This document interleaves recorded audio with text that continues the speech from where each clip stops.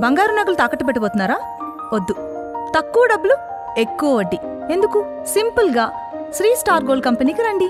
German technology, purity check, best online రేట్లో అమ్మి 2 minutesలో క్యాష్ని ఇంటికి తీసుకువెళ్ళండి. ప్రశాంతంగా ఉండండి.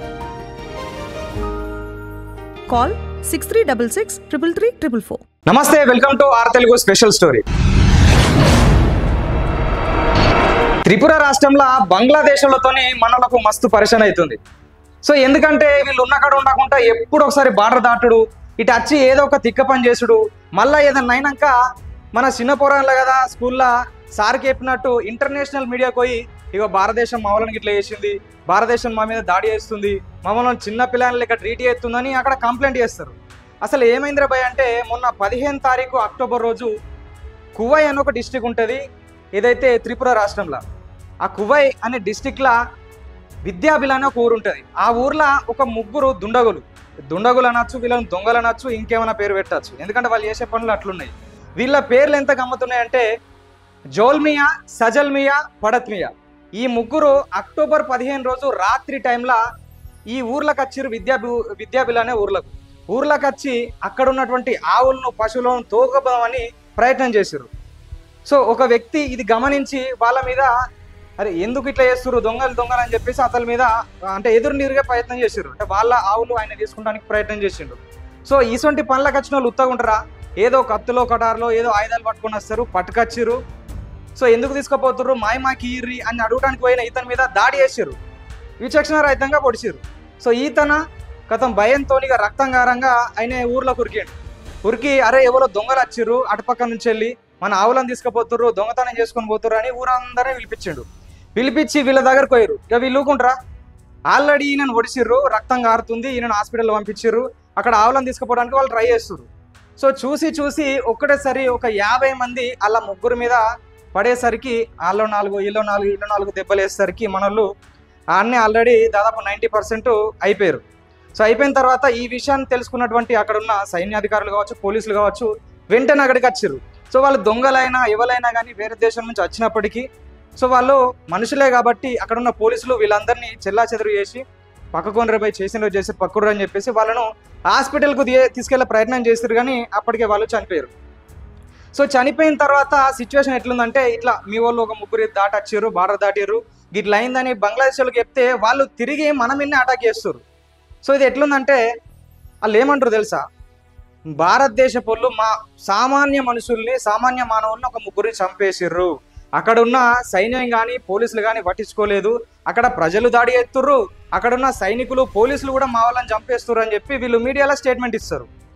సో అక్కడ ఉన్నటువంటి ఏదైతే కువై డిస్ట్రిక్ట్ ఉందో అక్కడ ఉన్న వాళ్ళతో కూడా సేమ్ ముచ్చట మాట్లాడతారు, మీరు మా వాళ్ళ మీద దాడి చేసిర్రు, మీరు మా వాళ్ళ మీద చంపేసిర్రు అని. అరే నువ్వు ఎందుకు వచ్చినావు ఇటు? సేమ్ క్వశ్చన్ వాళ్ళు ఏమడుగుతారు అంటే, నేను ఎవడు రమ్మన్నాడు? ఇప్పుడు బార్డర్ అన్నప్పుడు కొంచెం అటు ఇటు అయితే కావచ్చు, ఒక 100 గజాలు 500 గజాలు ఏదైనా పని ఉంటే అత్తరు కావచ్చు, చేసుకొని పోతారు కావచ్చు, అది కూడా ఇల్లీగల్. వీళ్ళు ఏంటంటే 1, 2 కాదు 3 కిలోమీటర్లు లోపలికి వచ్చేసారు. ఈ విద్యాబిల్ అనే ఊర్లకు 3 కిలోమీటర్ల లోపలికి వచ్చి అది దొంగతనానికి ప్రయత్నం చేశారు. ఇక ఊరోళ్ళు ఊకుంటారా? సో వాళ్ళు బడిత పూజ చేసి మంచిగా కొట్టిర్రు, కాకపోతే ముగ్గురు చనిపోయారు. సో ఇదొకటే కాదు, ప్రస్తుతానికి చాలా అయితే బంగ్లాదేశ్తో లొల్లుడవుతున్నాయి. ఇది దాదాపు బంగ్లాదేశ్కు ఈ త్రిపుర రాష్ట్రానికి 856 కిలోమీటర్ల బార్డర్ లైన్ ఉంటుంది. సో ఈ బార్డర్ లైన్ దాటేటప్పుడు ఇప్పుడు అక్కడున్న సైన్యాధికారులు కావచ్చు, నాయకులు కావచ్చు ఏం చెప్పాలి, అక్కడున్న పబ్లిక్ భయం చెప్పాలి. ఫస్ట్ ఇది మన బార్డరు, ఇది లైను, ఇది దాటి పోవద్దు, పోతే ప్రమాదం, ఓన్లీ మీకే ఇబ్బంది కాదు 2 దేశాలకు కూడా ఇబ్బంది అవుతుందని అక్కడున్న జనాలకు చెప్పాలి. వాళ్ళు చెప్పరు, వీళ్ళేమో చెప్పినా వినరు, ఇటు దాటుతారు. సో ఇక్కడ ఇంకొక మైనస్ పాయింట్ మన ద్వారా ఏంటంటే, ఇప్పుడు దాదాపు 850 కిలోమీటర్లు, తర్వాత అది మొత్తం జంగల్ ఉంటుంది, ఫారెస్ట్ ఏరియా కాబట్టి ఇప్పుడు ప్రతి 50 మీటర్లకు ప్రతి 100 మీటర్లకు ఒక సైనికుడు కావచ్చు, పోలీసులు కావచ్చు ఉండలేరు కదా. సో అసొంటి టైంలో ఏం చేయాలంటే అక్కడ బార్డర్లు కంచె అనేది కొంచెం పటిష్టంగా పెట్టాలి.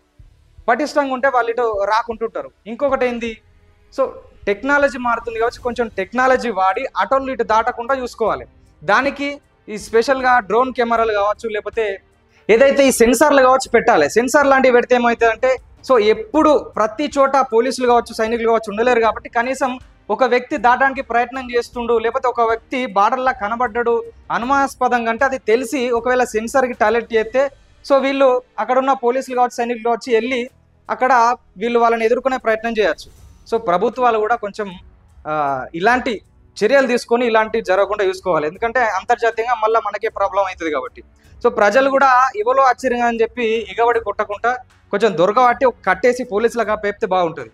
సో ఈ సంఘటనను, ఈ ముగ్గురు చనిపోయిన సంఘటనను బంగ్లాదేశ్ అయితే అంతర్జాతీయ మీడియాలో భారతదేశాన్ని బంధం చేసడానికి ట్రై చేస్తుంది. కాకపోతే గట్టిగా అయితే మనోళ్ళు వార్నింగ్ ఇచ్చారు, ఏమనంటే మీరు బార్డర్ దాటి రావద్దు, అత్తే ఏదన్నా జరుగుతుంది, దాని తర్వాత పరిణామాలు ఇట్నే ఉంటాయి. సో నువ్వు అచ్చుడెందుకు, తర్వాత దెబ్బలు తినడెందుకు, చచ్చిపోయిన తర్వాత ఇటువంటి వాక్యాలు చేసుడు ఎందుకని గట్టిగానే మనోళ్ళు అయితే స్ట్రాంగ్ వార్నింగ్ ఇచ్చారు. సో బంగ్లాదేశ్ ఇప్పుడు కాదు ఎప్పటి నుంచో ఇటు ఇండియాతోని ఏదోటి మన గిల్లే ప్రయత్నం చేస్తుంది, తర్వాత ఇంకా సిరి ఎడుతుంది. సో అట్లుంది పరిస్థితి. సో బంగ్లాదేశ్ చేసినటువంటి ఈ ఆరోపణలు, సో జరిగినటువంటి సంఘటన గురించి మీరేమనుకుంటున్నారో కామెంట్ రూపంలో తెలియజేయండి. సో అంతర్జాతీయంగా ఉన్న అనేక అప్డేట్స్ కావచ్చు, కరెంట్ అఫైర్స్ కావచ్చు మీ ముందుకు తెచ్చే ప్రయత్నం చేస్తాం. చూస్తూనే ఉండండి ఆర్ తెలుగు.